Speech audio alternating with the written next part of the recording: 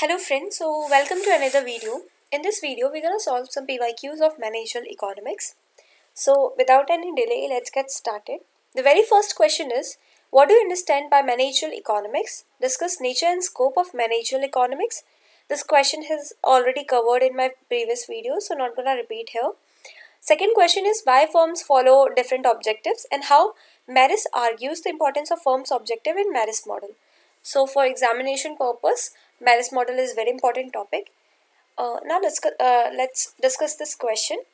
So firms do follow different objectives due to a variety of factors, and these can be because they have different ownership structure.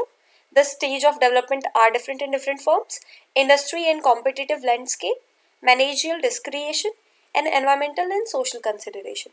So for different ownership structure, it's like if it's a public company, then they are often driven by say shareholder value maximization, aiming to increase their stock prices and return for investors.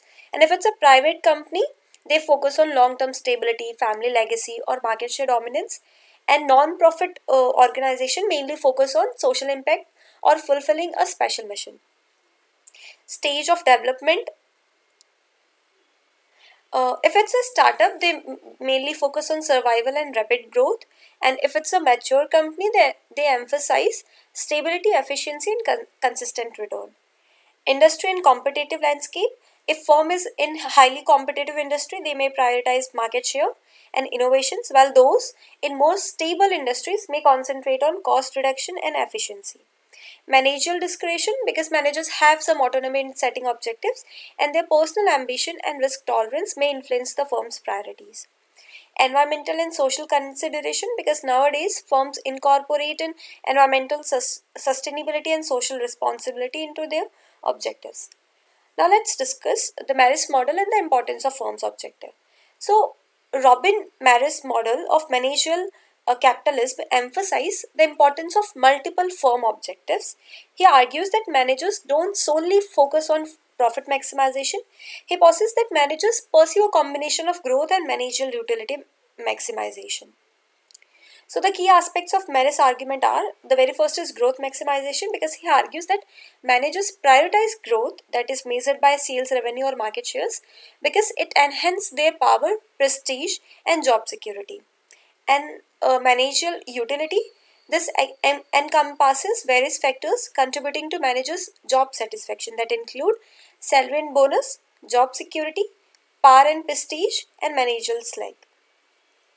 Balanced growth. Marris suggests that managers aim for a balanced growth path where the rate of growth is compatible with maintaining financial stability and avoiding excessive risk. They seek to expand the firm while ensuring its long term reliability. Now, he also acknowledged some constraint on growth. These include financial constraint, the availability of funds limit the rate at which firm can grow, managerial constraint, the firm's ability to manage and coordinate operations set limits on growth, and the market constraint, demand and competition in the market restrict the possible expansion of the firm. So, moving to the third question, that is distinguish between short run and long run cost curves. So, short run cost curve is a period where at least one input, usually capital or factory size and equipment, is fixed, and other inputs, labor, raw material, are variable. So, short run cost curve include fixed cost which do not vary with the level of output, and these costs are associated with the fixed input, while they also include a variable cost which change with the level of output, and these are the costs associated with variable inputs. Implications, in short run, firms can adjust their output by changing variable inputs, but they are constrained by fixed inputs also. And now let's see what is long run cost curve. So long run is a period where all inputs are variable and the firm can adjust the scale of operation by changing its capital stock and other fixed inputs. Fixed cost, in the long run, there is no fixed cost, all costs are variable, and the firm can choose the optimal size and combination of inputs to minimize cost for any given output level. So, firm have a greater flexibility in a long run curve to adapt to changes in demand and technology by adjusting all the inputs, including capital. They can choose the optimal scale of operation to minimize their average cost. Moving to the next question, that is distinguish price determination between perfect competition and monopoly, and how the shift in demand, increase in cost, and imposition of tax impacts equilibrium in these markets. So let's see perfect competition first. So perfect competition means there are many buyers and sellers. No single buyer or seller can influence the market prices. They have homogeneous product, means all firms sell identical products, and firms can easily enter or leave the market, and all the buyers and sellers have complete knowledge of prices and product characteristics. So in perfect competition, price is determined by the interaction of market supply and demand. Individual firms are price takers. They must accept the prevailing market price and cannot change a higher price without losing all their customers. Let's see monopoly market now. The monopoly market means monopolistic is the sole supplier of a unique product with no close substitute. And significantly, there is very high barriers to enter. And price determination in monopoly market is, these are monopolists have considerable control over the market price. It chooses the quantity of output to produce and the price to charge. The monopolist maximize profit by producing where marginal revenue equals to marginal cost. Now, impact of shift in demand and cost increases in tax. In perfect competition, if there is a shift in demand, an increase in demand shifts the demand curve to the right, increasing the both equilibrium price and quantity, and decrease in demand has the opposite effect.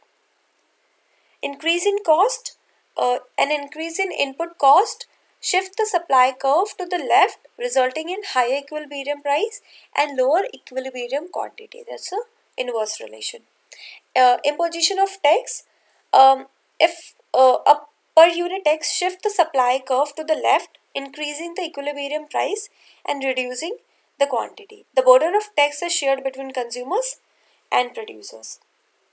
Now in monopoly, shift in demand, an increase in demand shifts the demand curve to the right, and the monopolist will respond by increasing the output and generally raising the price. Increase in cost shift the marginal cost MC curve upward, and the monopolist market will reduce the output and raise the price to maintain the profit margin. Imposition of tax, a per unit tax increases the marginal cost curve. This leads to reduction in output and higher price for the consumers. Now moving to the next question, that is explain the equilibrium in goods market in an open economy, and does this equilibrium in good market always coincide with trade balance? So in an open economy, the goods market equilibrium occurs when the total demand for the goods and the service are equal to the total supply of goods and services. However, unlike closed market, this total demand not only include domestic demand, consumption, investment and government spending, but also net exports, that is exports minus imports. Now the equilibrium condition here is national income is equals to consumption plus investment plus government expending plus exports minus imports. Does good market equilibrium always coincide with trade balance? So no, good market equilibrium does not always coincide with the trade balance, that is x minus m is equals to 0. The good market can be in equilibrium either with a trade surplus, that means when exports is greater than imports, or a trade deficit when imports are greater than exports, or a balanced trade when import and exports are equal. So that's all for this video. We'll cover the next question in the next video. Thank you. Bye bye.